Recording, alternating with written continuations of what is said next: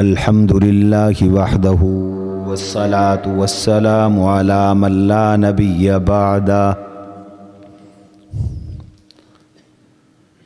وعلى آله وأصحابه الذين أوفوا عهده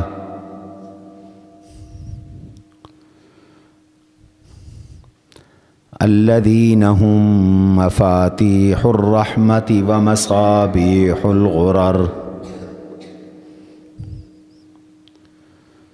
ونشهد أن لا إله إلا الله وحده لا شريك له ونشهد أن سيدنا ومولانا محمدًا عبده ورسوله صلى الله تعالى عليه وعلى آله وأصحابه وأزواجه وأتباعه وذرياته أجمعين.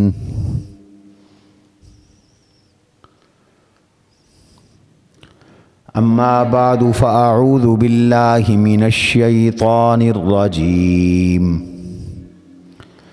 بسم الله الرحمن الرحيم.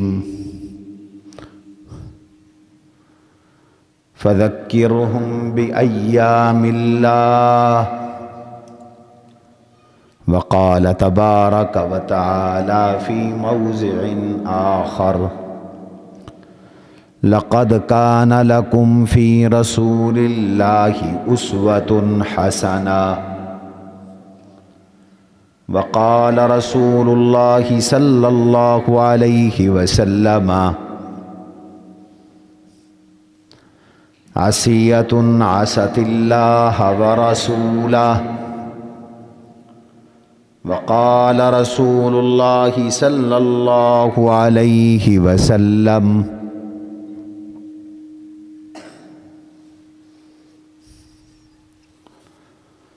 اللهم انصر من نصر دين محمد صلى الله عليه وسلم.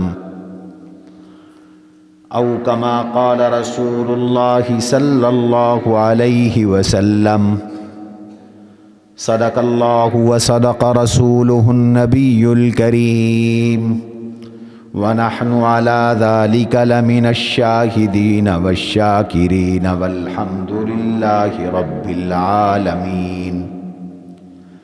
اللهم صل على محمد وعلى آل محمد كما صليت على إبراهيم وعلى آل إبراهيم إنك حميد مجيد. اللهم بارك على محمد وعلى آل محمد كما باركت على إبراهيم وعلى آل إبراهيم إنك حميد مجيد.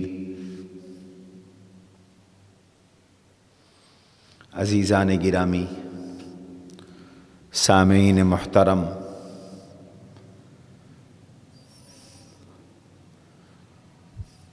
سلسلہ وار سیرت النبی صلی اللہ علیہ وسلم کا بیان چل رہا تھا۔ رحمت عالم حضور نبی کریم صلی اللہ علیہ وسلم کی ہجرت مبارکہ کے بعد 3 سال تک کے احوال، غزوہ احد اور غزوہ حمراء الاسد تک چیدہ چیدہ اہم واقعات اور احوال ذکر کیے جا چکے ہیں۔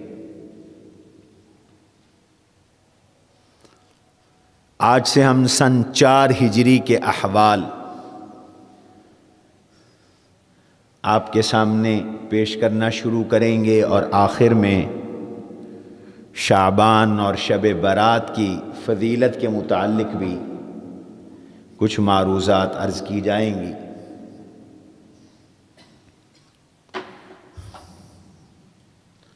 جناب رسول اللہ صلی اللہ علیہ وسلم احد سے واپس تشریف لائے۔ یہ سن 3 ہجری کا مہینہ تھا، شوال المکرم، اور پھر اس کے بعد غزوہ حمراء الاسد ہوا۔ ظاہری طور پر مسلمانوں کو اس غزوے میں بڑا نقصان اٹھانا پڑا۔ غزوہ احد میں 70 صحابہ شہید ہو گئے۔ اگرچہ فتح مشرکین کو بھی نہیں ملی تھی، لیکن مسلمانوں کا بڑا نقصان ہوا۔ اس کی وجہ سے عرب کے قبائل، منافقین، یہود، ان کے حوصلے بڑھ گئے اور وہ مسلمانوں کو صفحہ ہستی سے مٹانے کے منصوبے بنانے لگے، تیاریاں کرنے لگے، تدبیریں کرنے لگے، لشکر جمع کرنے لگے۔ جناب رسول اللہ صلی اللہ علیہ وسلم عظیم جنگی کمانڈر بھی تھے۔ آپ کی حکمت عملی سے یہ منصوبے ناکام ہوئے۔ جس نے بھی سرتابی کی کوشش کی، اللہ کے فضل سے وہ کچلا گیا۔ سن 4 ہجری صفر المظفر میں 2 اہم واقعات رونما ہوئے، جس سے مسلمانوں کو بڑا نقصان پہنچا۔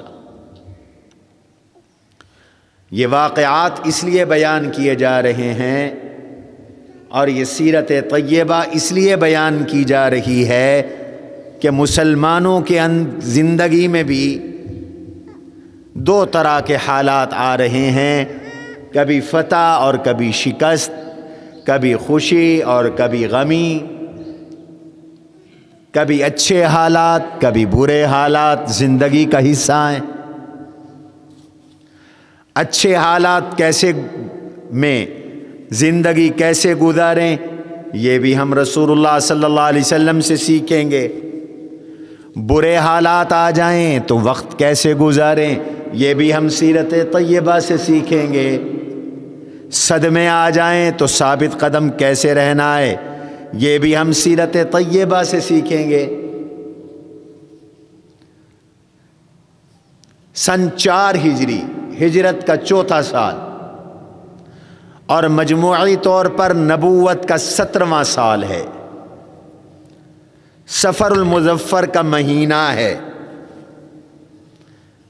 حضور صلی اللہ علیہ وسلم کی خدمت میں قبیلہ عقل اور قارا کے کچھ لوگ آئے۔ یہ قبائل کے نام ہیں، عقل اور قارا۔ انہوں نے تقاضا کیا کہ آپ کچھ مبلغ بھیج دیں، آپ کچھ معلم بھیج دیں، مبلغ بھیج دیں، جو ہمارے قبیلے کے لوگوں کو دین کی دعوت دیں، اسلام کی دعوت دیں اور دین سکھائیں۔ آپ صلی اللہ علیہ وسلم نے عقل اور قارا قبائل کی دعوت پر، تقاضے پر اپنے 10 صحابہ کی تشکیل فرما دی۔ تھے یہ دھوکے باز، تھے یہ دغا باز،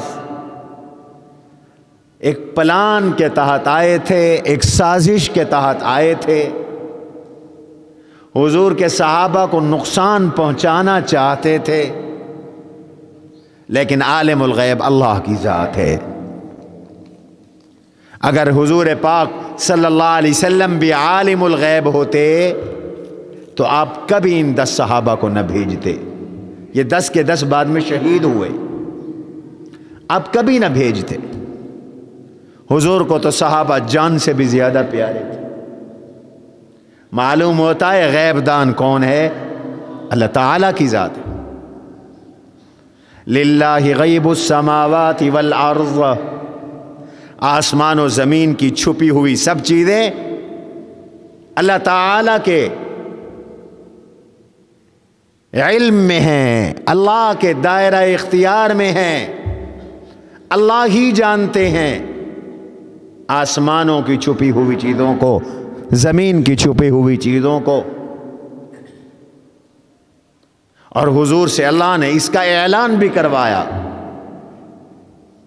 کہ مغالطے میں نہ پڑو، دھوکے میں نہ پڑو، میں اللہ مجھ پہ وحی کرتے ہیں، میں وہ وحی تمہیں سناتا ہوں، ورنہ میں غیب دان نہیں ہوں۔ غیب دان بھی اللہ ہے، مختار کل بھی اللہ ہے۔ اعلان کروا دیا، لو کنت اعلم الغیب لاستکثرت من الخیر وما مسنی السوء۔ اگر میں غیب دان ہوتا تو میں ساری بھلائیاں اپنے لیے جمع کر لیتا، مجھے میرے صحابہ کو کبھی تکلیف نہ آتی۔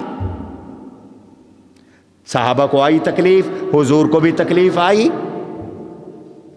احد کے اندر دنداں مبارک شہید ہوئے، میں بتا چکا ہوں۔ چہرہ مبارک زخمی ہوا، کندھا مبارک زخمی ہوا، گھٹنا مبارک زخمی ہوا۔ حضور کے صحابہ کو تکلیفیں پہنچیں، اسی کو بطور دلیل کے پیش کیا اللہ نے قرآن میں حضور کے فرمان کے ساتھ، لو کنت اعلم الغیب لاستکثرت من الخیر، اگر میں غیب دان ہوتا تو میں ساری بھلائیاں اپنے لیے جمع کر لیتا، وما مسنی السوء، مجھے کبھی بھی تکلیف نہ آتی۔ اب بتاؤ غیب دان کون ہے؟ قل لا اقول لکم عندی خزائن، کہہ دیجئے میں نہیں کہتا کہ میرے پاس آسمان و زمین کے خزانے ہیں۔ آسمان و زمینوں کے خزانوں کا مالک اللہ ہے۔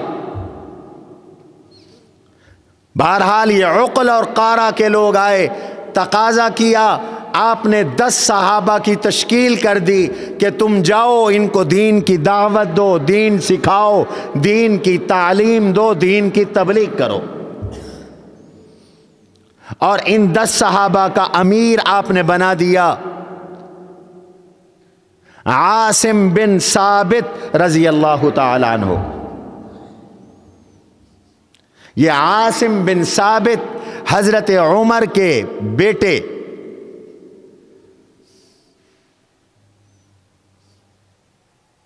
کے نانا ہیں، گویا حضرت عمر کے سسر ہیں۔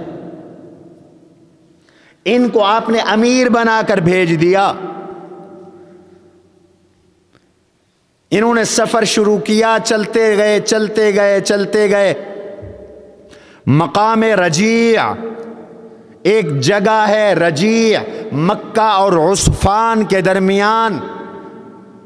جب یہاں پہنچے تو عقل اور قارا کے ان قبائل نے اشارہ کیا بنو لحیان قبیلے کو، یہ انہی کی ایک شاخ تھی بنو لحیان، کہ یہ حضور کے صحابہ اب تمہارے ہاتھ چڑھ گئے ہیں، ان کا کم کر دو۔ چنانچہ بنو لحیان کے 200 لوگ، انہوں نے ان 10 صحابہ کا تعاقب شروع کر دیا، اور ان 200 میں 100 تیر انداز تھے، جن کے پاس تیر تھے۔ یہ ان کے قدموں کے نشان، پیروں کے نشان دیکھ کر ڈھونڈتے ڈھونڈتے ڈھونڈتے یہ 200 آدمی ان 10 صحابہ تک پہنچ گئے۔ حضرت عاصم بن ثابت رضی اللہ عنہ نے دیکھا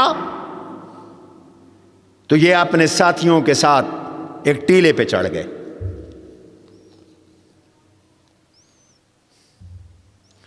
پیچھے سے انہوں نے کہا تم ہماری امان میں آ جاؤ، ہم تمہیں قتل نہیں کریں گے۔ عاصم نے کہا میں کسی کافر کی امان میں نہیں آؤں گا، مجھے تمہاری امان قبول نہیں۔ انہوں نے لڑائی شروع کر دی۔ ان 10 میں سے 7 صحابہ شہید ہو گئے۔ عاصم بن ثابت رضی اللہ عنہ بھی شہید ہوئے، اور انہوں نے شہادت سے پہلے 2 دعائیں مانگی، اللہ نے دونوں دعائیں قبول فرمائی۔ پہلی دعا انہوں نے فرمائی اللہم اخبر عنا رسولک، یا اللہ ہم یہاں ہیں، حضور مدینہ میں ہیں، حضور کو ان حالات کا پتہ نہیں، ہمارے حالات کی خبر حضور علیہ السلام تک پہنچا دیجئے، حضور کو بھی تو پتہ چلے ہمارے ساتھ دھوکہ ہو گیا ہے۔ صحابہ کا بھی یہی عقیدہ تھا، غیب دان اللہ ہے۔ اللہم اخبر عنا رسولک، یا اللہ اپنے رسول تک ہماری اطلاع پہنچا دیجئے۔ اللہ نے دعا قبول کی، وحی آئی حضور پر، اور حضور نے صحابہ کو بتایا کہ میرے ان 10 صحابہ کے ساتھ دھوکہ ہو گیا۔ اب 3 بچے، ایک تھے عبداللہ بن طارق، ایک تھے حضرت خبیب، ایک تھے زید بن دسنہ رضی اللہ عنہم۔ ان کفار نے کہا آپ نیچے اترے، ہم آپ کو قتل نہیں کریں گے، ہم آپ سے معاہدہ کرتے ہیں۔ یہ نیچے اترے تو انہوں نے تیروں کی تانتوں کے ساتھ ان کے ہاتھ باندھنا شروع کیے۔ تو حضرت عبداللہ بن طارق رضی اللہ عنہ نے فرمایا یہ عہد شکنی ہے، یہ غداری ہے، میں تمہاری پناہ میں نہیں آؤں گا۔ انہوں نے بھی لڑنا شروع کیا، وہ بھی شہید ہو گئے۔ 10 میں سے 8 شہید۔ اب 2 بچے، ایک حضرت خبیب رضی اللہ عنہ اور ایک حضرت زید بن دسنہ رضی اللہ عنہ۔ زید بن دسنہ رضی اللہ عنہ اور خبیب کو ان قبائل نے مکہ میں لا کر بیچ دیا۔ کیوں بیچا؟ مکے والوں نے ان کو کیوں خریدا؟ غزوہ احد میں حضرت زید بن دسنہ نے بھی، حضرت خبیب نے بھی، اور اس لشکر کے سردار جو شہید ہو چکے حضرت عاصم بن ثابت رضی اللہ عنہ، انہوں نے بھی مشرکین کے بڑے بڑے سرداروں کو قتل کیا تھا، شہید کیا تھا۔ اس لیے انہوں نے اپنا انتقام لینے کے لیے انہیں فروخت کر دیا، بیچ دیا۔ چنانچہ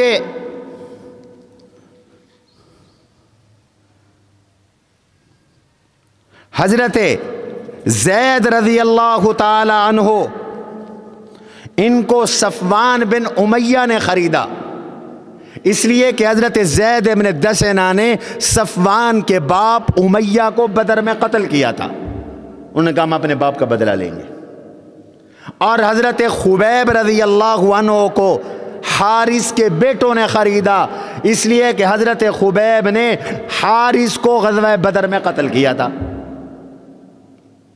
یہ بک گئے مکہ میں، ان کے مول لگے، ریٹ لگے، پیسے لگے، اور ان قبائل نے ان کو بیچ کر دولت کمائی، پیسہ کمایا۔ 8 پہلے شہید ہو چکے۔ میں عرض کر رہا تھا حضرت عاصم نے 2 دعائیں مانگی تھی، ایک دعا تو میں بتا چکا، اللہم اخبر عنا رسولک، یا اللہ اپنے رسول کو ہمارے حالات کی اطلاع دے۔ اور دوسری دعا بڑی عجیب الشان مانگی، اللہم انی احمی لک اليوم دینک فاحملی لحمی، اللہم انی احمی لک اليوم دینک، اللہ آج میں تیرے دین کی حفاظت کر رہا ہوں، تیرے دین کی چوکیداری کر رہا ہوں، تیرے دین کی خدمت کر رہا ہوں۔ فَأَحْمِلِي لَحْمِي إِلَى الْعَالَمِينَ، میں تیرے دین کی حفاظت کر رہا ہوں۔ میں شہید ہو جاؤں تو تو میری ڈیڈ باڈی کی، میرے گوشت کی، میرے جسم کی تو حفاظت کرنا۔ اللہ نے یہ دعا بھی قبول کی۔ معلوم ہوتا ہے جو دین کی حفاظت کرتے ہیں، دین کی چوکیداری کرتے ہیں، دین کی خدمت کرتے ہیں، اللہ ان کی حفاظت بھی کرتے ہیں، اللہ ان کی کفالت بھی کرتے ہیں، اللہ ان کی وکالت بھی کرتے ہیں۔ آج لوگ کہتے ہیں مولوی کہاں سے کھاتے ہیں؟ جو اللہ کے دین کی خدمت کرے گا اللہ اس کو کھلائے گا۔ پاکستان بنا اور ایک طبقہ ان کی یہ خواہش تھی کہ ان علماء کو قتل کر دیں، ملک سے نکال دیں، بھگا دیں، وہ سب مر گئے، کھپ گئے، مرتے جا رہے ہیں۔ دین کے یہ چوکیدار زندہ ہیں، سلامت ہیں، بڑھ رہے ہیں، کام میں برکت ہو رہی ہے۔ ایک دور آیا تھا جس میں مدرسوں کو بڑے خطرات لائق تھے، 9/11 کے بعد۔ اس وقت 4000 مدرسے تھے، انہوں نے کہا مدرسے بند کر دو۔ مشرف کے دور میں وہ جب گیا، آج تو وہ دنیا میں بھی نہیں ہے، وہ جب چلا گیا تو آج 24,000 مدرسے، 25,000 مدرسے صرف ہمارے وفاق المدارس کے۔ تو اس نے دعا کی اور ہمیں درس دیا، اللہم انی احمی لک اليوم دینک فاحمی لی لحمی، یا اللہ میں تیرے دین کی حفاظت کر رہا ہوں، تو میرے گوشت کی حفاظت کرنا۔ اور اللہ نے کی حفاظت۔ میں آگے چل کے واقعہ عرض کرتا ہوں۔ حضرت زید بن دسنہ رضی اللہ تعالی عنہ کو صفوان بن امیہ نے خریدا۔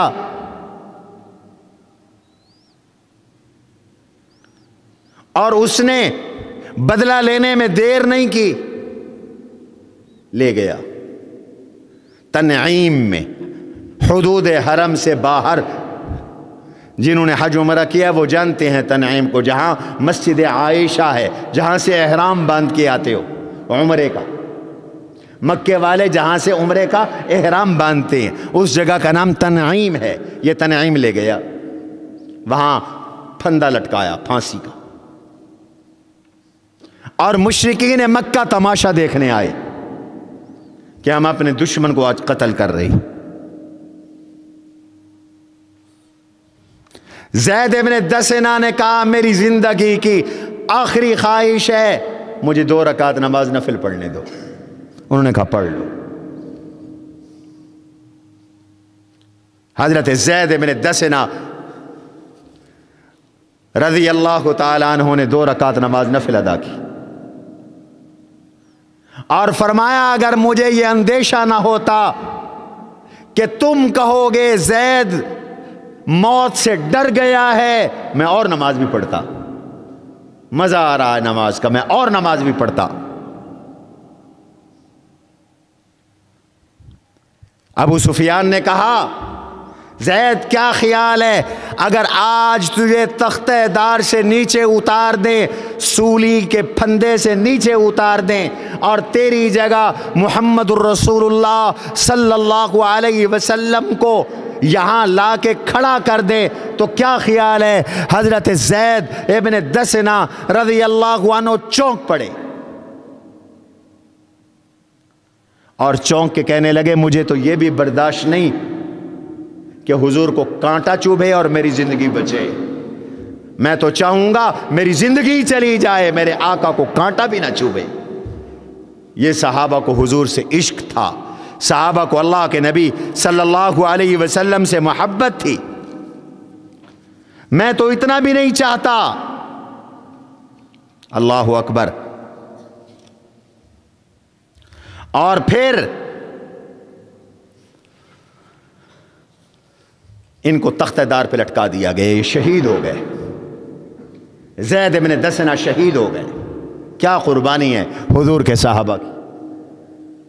صحیح بخاری میں ہے پہلے صحابی ہیں حضرت زید بن دسنہ رضی اللہ تعالی عنہ، جنہوں نے قتل سے پہلے، شہادت سے پہلے 2 رکعت نماز نفل پڑھنے کی ریت ڈالی۔ اس کے بعد سے یہ طریقہ چل پڑا کہ جس مسلمان کو بھی شہید کرنے لگتے تھے کافر، وہ نماز پڑھتے تھے۔ اور اب یہ مستحب ہے کہ جب موت کا وقت آئے تو 2 رکعت نماز نفل پڑھ لیا کرو تاکہ خاتمہ نماز پہ ہو۔ حضور علیہ السلام نے ارشاد فرمایا صلی صلاۃ مودع، ایسے نماز پڑھ تو جیسے یہ تیری الوداعی نماز ہو، زندگی کی آخری نماز۔ یہ طریقہ شروع کیا حضرت زید بن دسنہ رضی اللہ عنہ، اور اس کے بعد یہ طریقہ چل پڑا۔ ایک اور صحابی ہیں، ان کا نام ہے حضرت زید بن ثابت رضی اللہ تعالی عنہ۔ حضرت زید بن ثابت رضی اللہ تعالی عنہ، ان کا نام زید بن حارثہ رضی اللہ عنہ ان کا نام ہے۔ یہ طائف سے آنے لگے، ایک خچر کی رہ پہ لیا۔ خچر کا جو مالک تھا اس نے کہا میں بھی ساتھ چلوں گا۔ جیسے آج کل رینٹ پہ گاڑیاں لیتے ہیں، کبھی ڈرائیور ساتھ جاتے ہیں، کبھی ڈرائیور کے بغیر گاڑی لے جاتے ہیں۔ تو یہاں پر زید بن حارثہ نے خچر لیا سواری کے لیے، اور مالک نے کہا میں ساتھ جاؤں گا، ساتھ چل پڑے۔ راستے میں ایک جگہ ویرانہ آیا، وہاں لاشیں ہی لاشیں پڑی تھی۔ یہ مالک کہنے لگا حضرت زید بن حارثہ کو موت کی تیاری کر لو، میں نے تمہیں قتل کرنا ہے۔ یہ کہنے لگے مجھے مار تو رہے ہو، مجھے 2 رکعت نماز نفل پڑھنے دو۔ یہ وہی سنت ہے۔ انہوں نے کہا پڑھ لو، نماز جتنی چاہو پڑھ لو۔ یہ جتنے مقتول پڑے ہیں سب نے نمازیں پڑھی تھیں، لیکن کسی کو ان کی نماز نے نہیں بچایا، پڑھ لو نماز۔ انہوں نے 3 مرتبہ انہوں نے 2 رکعت نماز نفل پڑھی، 2 رکعت نماز نفل پڑھی، اور کہا یا ارحم الراحمین، پہلی بار کہا یا ارحم الراحمین، او ارحم الراحمین۔ یہ یا ارحم الراحمین بھی بعض اہل علم کہتے ہیں اس میں اعظم ہے، یہ کہہ کر پڑھ کر جو دعا مانگو قبول ہوگی۔ یا ارحم الراحمین کہا، غیب سے ایک آواز آئی لا تقتل ہو، او میاں اس کو قتل نہ کرنا۔ یہ قاتل ڈر گیا، مرعوب ہو گیا، اس نے دائیں دیکھا بائیں، اوپر نیچے کوئی نظر نہ آیا۔ اس نے پھر قتل کی تیاری کی۔ حضرت زید بن حارثہ نے پھر فرمایا یا ارحم الراحمین، پھر غیب سے آواز آئی لا تقتل ہو، اس کو قتل نہ کرنا۔ یہ مرعوب ہوا، ٹھہرا، توقف کیا، پھر دائیں بائیں آگے پیچھے دیکھا، کوئی نظر نہ آیا، پھر قتل کا ارادہ کیا تو حضرت زید نے تیسری بار کہا یا ارحم الراحمین، اے ارحم الراحمین۔ اب آواز آئی لا تقتل ہو، قتل نہ کرو اس کو، اور دیکھا تو ایک شخص اس کے ہاتھ میں نیزہ ہے اور نیزے کے سرے پہ آگ کا شعلہ ہے اور سواری پہ سوار ہے۔ اس نے یہ نیزہ مارا اس قاتل کو، وہ پیٹ سے گھسا، کمر سے پیچھے نکل گیا، آر پار ہو گیا۔ اور یہ جانتا ہے میں کون ہوں؟ نے کہا نہیں میں تو نہیں جانتا۔ کہنے لگا کہ جب تم نے پہلی بار یا ارحم الراحمین کہا تو میں 7ویں آسمان پہ تھا۔ کہاں تھا؟ 7ویں آسمان پر۔ جب تو نے دوسری بار یا ارحم الراحمین کہا تو میں پہلے آسمان پہ تھا۔ اور جب تو نے تیسری بار یا ارحم الراحمین کہا تو میں تیرے پاس تھا۔ نماز کی یہ برکت ہے، موت سے پہلے نماز کا موقع ملے تو اللہ نماز کی توفیق عطا فرما دیں،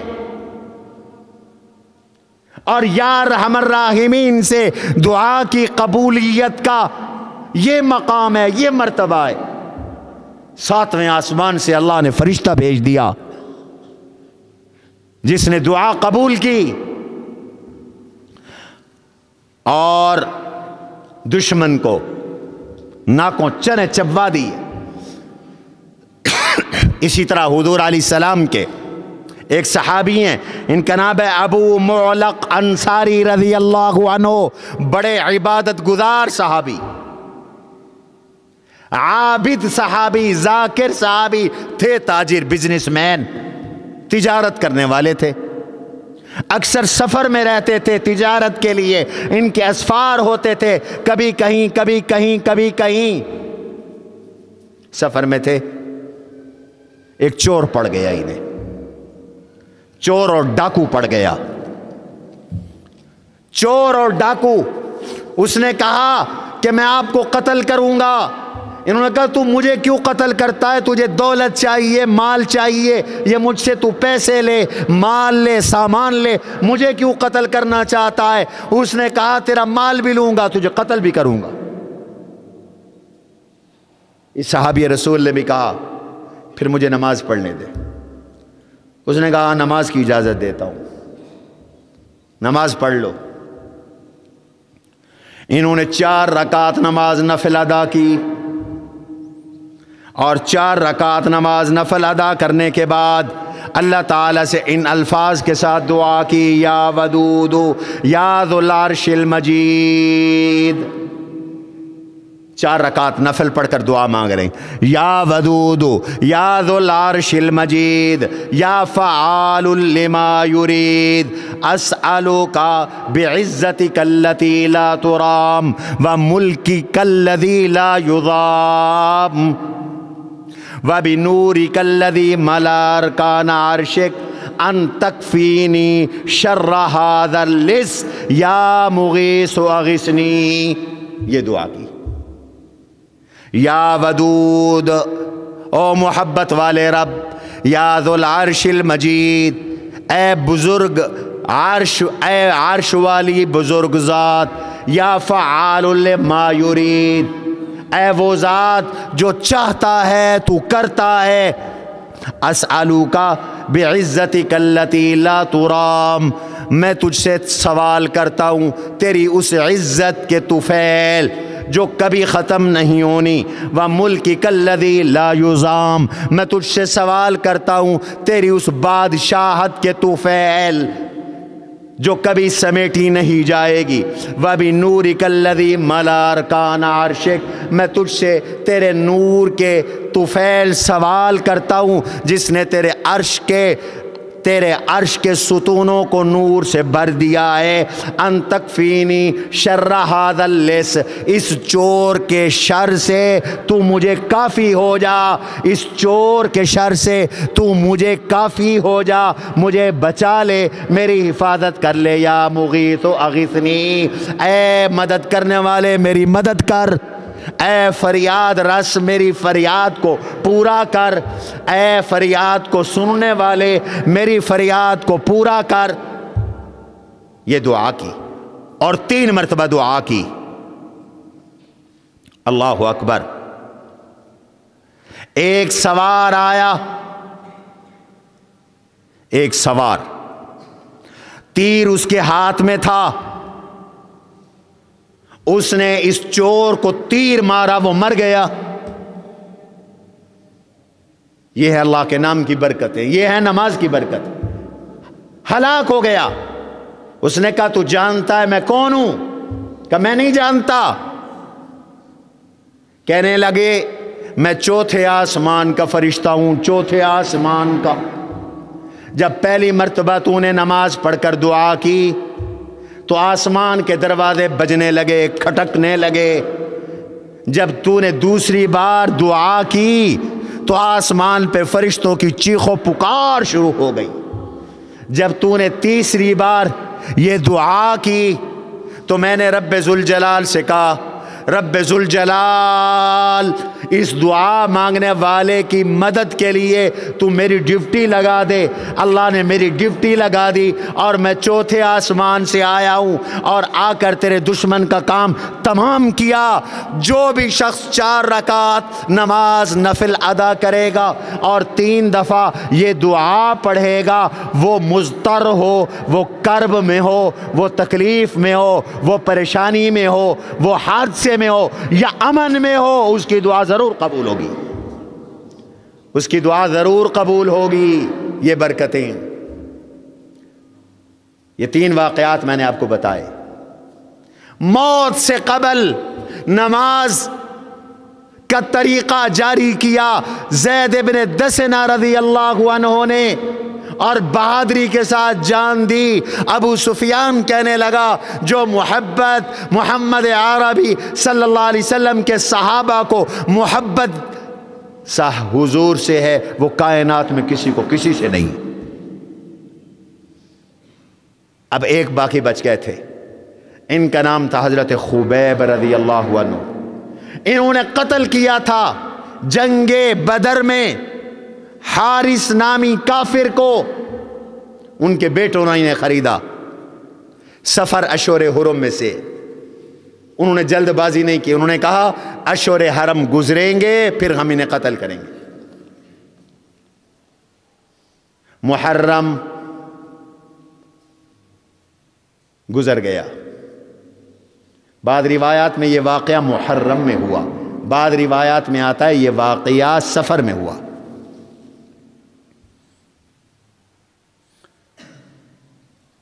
اگر محرم میں ہوا تو محرم گزرا۔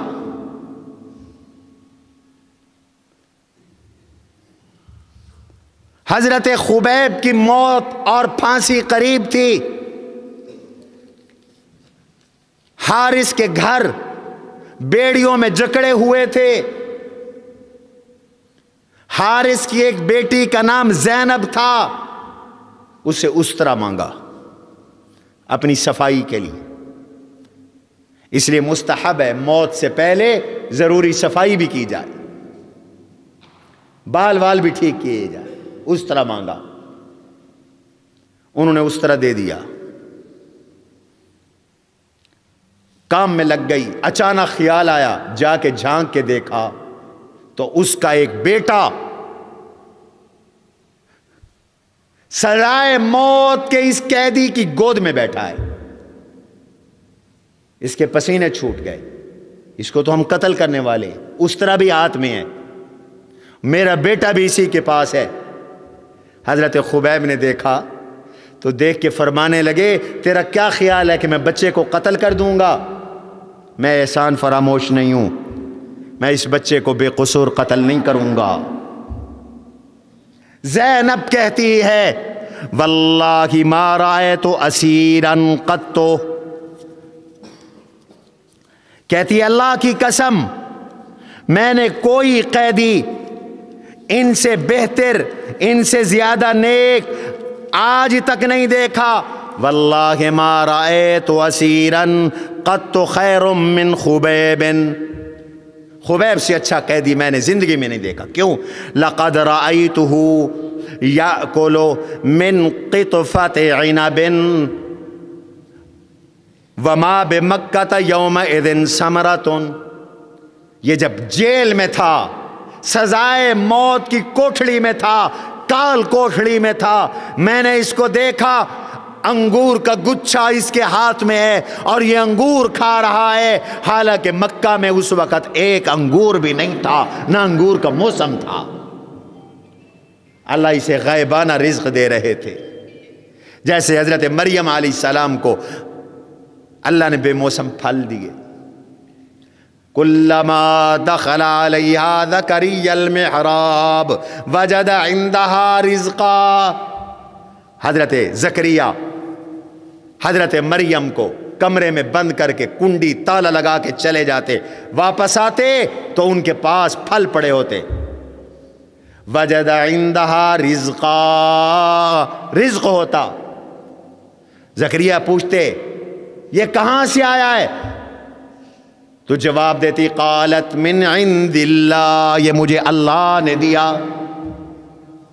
یہ حضرت مریم کی کرامت تھی، یہ حضور کے صحابی کی کرامت ہے۔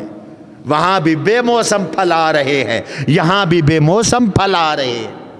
واللہ ما رأیت اسیرا قط خیرا من خبیب، خبیب سے اچھا قیدی میں نے نہیں دیکھا، اس لیے لقد رأیتہ یاکل من قطیفۃ عنب وباب مکہ یومئذ ثمرۃ، مکہ میں کوئی پھل بھی نہیں تھا۔ وإنہ لموثق فی الحدید، وہ بیڑیوں میں جکڑا ہوا تھا، زنجیروں میں بندھا ہوا تھا۔ وما کان الا رزق رزقہ اللہ، یہ دشمن خاتون کہہ رہی ہے یہ اللہ کا رزق تھا جو اللہ خبیب کو کھلا رہے تھے، اللہ خبیب کو دے رہے تھے۔ اللہ اکبر۔ پھر وہ شہادت سے قبل، پھانسی سے قبل انہوں نے ایک دعا کی، اور وہ دعا کیا کی؟ اللہم احصہم عددا واقتلہم بددا ولا تبق منہم احدا۔ اللہم احصہم عددا، یا اللہ ان کو تو گن گن کے رکھ، واقتلہم بددا، ان کے ٹکڑے ٹکڑے کرنا، ولا تبق منہم احدا، ان کافروں میں سے کسی ایک کو زندہ نہ چھوڑنا۔ اور پھر سولی پہ چڑھے، اور چڑھتے ہوئے تاریخی شعر پڑھے، بخاری میں بھی شعر ہیں یہ، لست بالی حین اقتل مسلما، لست بالی حین اقتل مسلما فی ای جنب کان للہ مسرعی وذالک فی ذات الالہ وان یشاء یبارک علی شلو اوصال ممزعی۔ کیا عجیب شعر ہے، لست بالی حین اقتل مسلما، مجھے کوئی پرواہ نہیں، میں کلمہ پڑھتے ہوئے قتل ہو رہا ہوں، میں اسلام کی حالت میں شہید ہو رہا ہوں، تو مجھے موت کی کوئی پرواہ نہیں، میں نہیں ڈرتا موت شوت سے۔ لست بالی حین اقتل مسلما، مجھے کوئی پرواہ نہیں، میں کلمہ پڑھتے ہوئے قتل ہو رہا ہوں، فی ای جنب کان للہ مسرعی، کس پہلو میں مجھے لٹا کر یہ قتل کرے، مجھے اس کی کوئی پرواہ نہیں۔ وَإِن يَشَاءُ يُبَارِكْ لست ابالی حین اقتل مسلما فی ای جنب کان للہ مسرعی وذالک فی ذات الالہ۔ کوئی قتل ہوتا ہے عشق و محبت میں، کوئی چوری اور ڈکیٹی میں، کوئی عصبیتوں میں، کوئی خاندانی جھگڑوں میں، کوئی تعصبات میں کتنا خوش نصیب ہوں، میں اللہ کے لیے قتل ہو رہا ہوں۔ وذالک فی ذات الالہ، میرا قتل اللہ کی ذات کی خاطر ہے۔ وَإِن يَشَاءُ يُبَارِكْ عَلَى شِلْوِ أَوْصَالٍ مُمَزَّعِي، اگر اللہ چاہے تو میرے جسم کے کٹے ہوئے ایک ایک ٹکڑے پر برکت ڈال دے۔ یہ کہا اور تختہ دار پہ چڑھ گئے اور شہید ہو گئے۔ حضرت خبیب رضی اللہ عنہ شہید ہو گئے، 10 صحابہ کا قافلہ 10 کے 10 شہید ہو گئے۔ حضرت عاصم بن ثابت رضی اللہ تعالیٰ عنہ، یاد ہے نا اس قافلے کے امیر تھے، انہوں نے بھی دعا کی تھی، اللہم انی احمی لک اليوم دینک، یا اللہ میں آج تیرے دین کی خدمت کر رہا ہوں، حفاظت کر رہا ہوں، فاحم عنی لحمی، میرے گوشت کی تو حفاظت کرنا۔ مکہ کے ایک کافر کو انہوں نے بھی قتل کیا تھا، اس کے وارثوں نے قسم کھائی تھی، اس کے بیٹے نے قسم کھائی تھی کہ جب تک میں عاصم کی کھوپڑی میں شراب نہیں پی لوں گا میں باز نہیں آؤں گا، قسم کھا لی تھی۔ اس کو عاصم کی کھوپڑی کی ضرورت تھی۔ عاصم وہاں ٹیلے پہ شہید ہو گئے، 2 دعائیں کر کے شہید ہوئے۔ ایک دعا حضور کو اطلاع کر دینا میرا اللہ نے کر دی اطلاع۔ دوسری دعا، یا اللہ میری لاش کی حفاظت کرنا، میں تیری دین کی حفاظت کر رہا ہوں۔ قبیلے کے لوگ گئے تاکہ گردن کاٹ کے لائیں، مکہ میں آ کے بیچیں، موٹی رقم بنائیں، پیسے کمائیں۔ وہ گئے، لاش موجود تھی، قافلہ گیا، لشکر گیا، وہاں پہنچے، اللہ نے شہد کی اللہ نے بھیڑوں کا ایک چھتا بھیج دیا، بھیڑ آ گئے لاش کے اوپر۔ یہ قریب ہونے لگے، وہ کاٹنے لگے، یہ پیچھے ہٹ کے بیٹھ گئے کہ چلو شام کو تو یہ واپس چلے جائیں گے، شام کو گردن کاٹ لیں گے۔ واپس چلے گئے، ایک طرف چھپ کے بیٹھ گئے۔ شام ہوئی، بھیڑ گئے، اللہ نے بارش بھیجی، سیلاب بھیج دیا، بارش بھیجی، سیلاب بھیج دیا، اور حضرت عاصم کی لاش کو یہ سیلاب بہا کر لے گیا۔ ان کے کافروں کی کوشش کے باوجود حضرت عاصم کی لاش ان کے ہتھے نہ چڑھی۔ ادھر حضرت خبیب تختہ دار پہ لٹکے ہوئے، پھانسی پہ کھڑے ہوئے، پھندے پہ چڑھے ہوئے، اللہ اکبر، پھانسی کے پھندے پہ لٹکے ہوئے۔ 1 دن گزر گیا، 2 دن، 1 ہفتہ، 2 ہفتے، مہینہ، 40 دن تک یہ لاش لٹکی رہی حضرت خبیب رضی اللہ عنہ کی پھانسی کے پھندے پر۔ یہ قربانیاں ہیں نبی کے صحابہ کی دین کے لیے۔ حضور علیہ السلام نے مدینے سے بھیجا 2 صحابہ کو، حضرت مقداد رضی اللہ تعالی عنہ کو اللہ کے نبی علیہ الصلوۃ والسلام نے بھیجا، اور ان کے ساتھ ایک اور صحابی، وہ بھی اللہ کے نبی علیہ الصلوۃ والسلام نے بھیجا، حضرت زبیر اور حضرت مقداد آئے۔ آگے مشرکین کا پہرا تھا، 40 بندے چھپ کے بیٹھے تھے، لاش نہیں اتارنے دیں گے۔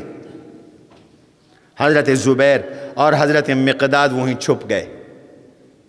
یہ شام کو ان کی توجہ دوسرے کاموں کی طرف ہوئی، انہوں نے لاش اتاری، لاش اتار کے گھوڑے پہ رکھی اور گھوڑا دوڑا دیا۔ اب جب ان کی توجہ ہوئی تو دیکھا حضرت خبیب کی لاش تختہ دار پر نہیں ہے۔ دوڑے، دوڑتے دوڑتے دوڑتے دوڑتے دوڑتے حضرت زبیر اور مقداد تک پہنچ گئے، گھوڑے تک پہنچ گئے، لاش چھیننے کی کوشش کی۔ حضرت زبیر نے لاش کو نیچے اتارا، بس نیچے اتارا، زمین پھٹی، لاش اندر چلی گئی۔ اللہ نے عاصم کی لاش کی بھی حفاظت کی، خبیب جیسے مجاہد کی لاش کی بھی حفاظت کی۔ شہادت کا مرتبہ عطا کیا، اس لیے کہ شہادت ہے مطلوب و مقصود مومن، نہ مال غنیمت نہ کشور کشائی، لیکن لاشوں کی حفاظت کی۔ اللہ نے دعائیں قبول کی، اپنے ان مجاہدین کی، اپنے ان صحابہ کی۔ اللہ مجھے اور آپ کو بھی صحابہ والا ایمان عطا فرمائے۔ شعبان کا مہینہ شروع ہے، دوسرا جمعہ ہے آج شعبان کا۔ اللہ کے نبی علیہ السلام رمضان کے بعد سب سے زیادہ روزے شعبان کے رکھتے تھے، شب بیداری بھی فرماتے تھے۔ علماء کہتے ہیں شعبان کی عبادتیں ایسی ہیں جیسے فرضوں سے پہلے سنتیں پڑھتے ہو۔ ابھی ہم جمعہ پڑھیں گے نا، جمعے سے پہلے 4 سنتیں پڑھو گے، تو فرضوں سے پہلے نفل اور سنت عبادت ہوا کرتی ہے۔ ایسے رمضان سے پہلے شعبان میں سنت اور نفل عبادت ہے، اور ان میں بطور خاص شب برات آ رہی ہے۔ 14 شعبان کا دن اور 15 کی رات شب برات ہوتی ہے۔ برات اس کو اس لیے کہتے ہیں کہ یہ جہنم سے برات کی رات ہے۔ اللہ کے نبی علیہ الصلاۃ والسلام نے اس شب کے بارے میں فرمایا، اللہ اس شب اور اس رات قبیلہ بنو کلب کی بھیڑوں بکریوں کے بالوں کے برابر لوگوں کی بخشش فرماتے ہیں، مغفرت فرماتے ہیں۔ اس لیے حضرت علی کی روایت ہے، اذا کانت لیلۃ النصف من شعبان فقوموا لیلہا وصوموا نہارہا، جب 15 شعبان کی رات ہو، رات کو عبادت کیا کرو، اگلے دن روزہ رکھا کرو۔ یہ روزہ مستحب ہے، فرض واجب نہیں ہے۔ شب برات کی فضیلت کی روایات متعدد ہے، ایک تو ان سب روایات کو جمع کریں تو وہ اس درجے کی بن جاتی ہیں کہ ان پہ عمل کیا جائے، اور دوسرا 14 صدیوں سے امت کا یہ تعامل چلا آ رہا ہے، وہ اس شب عبادت کیا کرتے تھے، اس رات اللہ تعالیٰ کی عبادت کیا کرتے تھے۔ بس اتنا ثابت ہے، جتنا ثابت ہے اتنا عمل کرو، اسے آگے نہ بڑھو۔ لہذا جو ان دنوں روزے رکھ سکیں روزے رکھیں، اور ویسے ہی اللہ کے نبی علیہ السلام ہر مہینے ایام 20 کے روزے رکھتے تھے، 13، 14، 15، چاند کی 13، 14، 15 یہ ایام 20 ہیں۔ ان کی راتیں سفید ہوتی ہیں، 20 کا معنی سفید، چاندنی راتیں ہوتی ہیں۔ اللہ کے نبی علیہ السلام نے فرمایا جو مہینے کے ان 3 دنوں کا روزہ رکھ لے گویا اس نے پورا مہینہ روزہ رکھا، پورا مہینہ روزہ رکھنے کا ثواب۔ تو یہ 15 کی شب بھی ایام 20 میں سے ہے، 15 کا روزہ یہ بھی ایام 20 میں سے ہے۔ اگر کسی کو شک ہے تو وہ 3 رکھ لے، وہ 13 کا بھی رکھ لے، وہ 14 کا بھی رکھ لے روزہ، وہ 15 کا بھی رکھ لے، لیکن ان راتوں میں عبادت ہے، ان دنوں میں روزہ ہے، خرافات نہیں ہیں۔ آج لوگوں نے رسمیں شروع کر دی، دین کو بڑھانا گھٹانا شروع کر دیا، رواج شروع کر دیے۔ صحابہ نے اس رات کوئی چراغاں نہیں کی، کوئی حلوے نہیں بنائے، کوئی مانڈے نہیں بنائے۔ اب جو کام جو وقت ذکر اذکار پہ، عبادت پہ، تلاوت میں لگنا چاہیے تھا وہ کچن میں گزر رہا ہے، حلوے بن رہے ہیں۔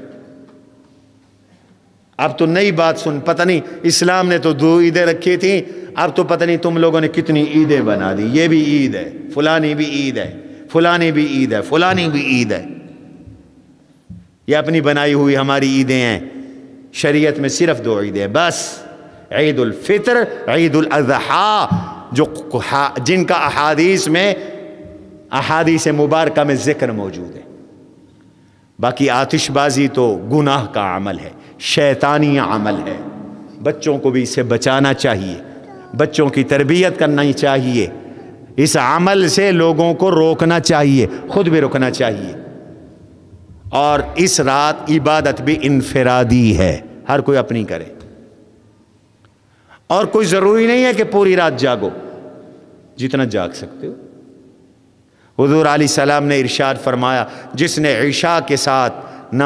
نے جماعت کے ساتھ عشاء کی نماز ادا کی گویا اس نے آدھی رات اللہ کی عبادت کی، جس نے فجر کی نماز جماعت کے ساتھ ادا کی گویا اس نے آدھی رات اللہ کی عبادت کی۔ تو پہلا عمل تو یہ کرو کہ نماز عشاء اور فجر جماعت کے ساتھ پڑھو۔ دوسرا عمل، جتنی تلاوت کر سکتے ہو عشاء کے بعد یا صبح تہجد کے وقت تلاوت کر لو، کچھ نوافل پڑھ لو، کچھ ذکر اور اذکار کر لو، تسبیحات کر لو۔ اللہ تعالیٰ اس شب کے قیام کرنے والوں میں ہمارا نام بھی لکھ دیں گے۔ منگل کو انشاءاللہ یہ شب برات بن رہی ہے، منگل کا دن اور بدھ کی رات، تو اپنے اپنی گھروں میں عبادت کریں۔ اجتماعی عبادت کوئی ثابت نہیں۔ بعض مسجدوں میں صلاۃ التسبیح کی جماعتیں کروائی جا رہی ہیں، یاد رکھو بدعت ہے، ناجائز ہے، بجائے ثواب کے گناہ ہے۔ نہ مردوں کی نہ عورتوں کی انفرادی صلاۃ التسبیح پڑھو، اس کے بڑے فضائل ہیں۔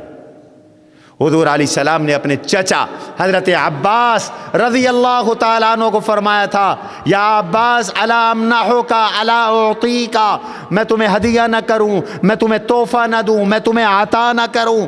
کر سکو تو روز کرو، روز نہ کر سکو تو جمعہ جمعہ کرو، ہر جمعہ نہ کر سکو تو مہینے میں ایک بار کرو، مہینے میں ایک بار نہ کر سکو تو سال میں ایک بار کرو، سال میں ایک بار نہ کر سکو تو زندگی میں ایک بار کرو۔ پھر صلاۃ التسبیح کا طریقہ بتائیں۔ 4 رکعت نماز نفل میں ہر رکعت میں 75 مرتبہ پڑھا جاتا ہے، سبحان اللہ والحمد للہ ولا الہ الا اللہ واللہ اکبر۔ رکوع سے پہلے، رکوع کے بعد، رکوع میں، رکوع سے اٹھ کر، رکوع سجدے میں جا کر، سجدے سے اٹھ کر، سجدے میں جا کر، پھر سجدے سے اٹھ کر 15 مرتبہ پہلے، باقی ہر رکوع میں 10 مرتبہ، یہ 75 ہو جائیں گی، اور 4 رکعتوں میں 300 ہو جائیں گی۔ یہ صلاۃ التسبیح ہے، اپنی اپنی پڑھو، خواتین اپنی پڑھیں، آپ اپنی پڑھیں۔ اللہ مجھے اور آپ کو اس شب کی قدردانی کی توفیق نصیب فرمائے۔ وما علینا الا البلاغ المبین۔ قد عظمت فللأمجاد بانيها، ومن يسعى إلى العليا بما فيها ويبني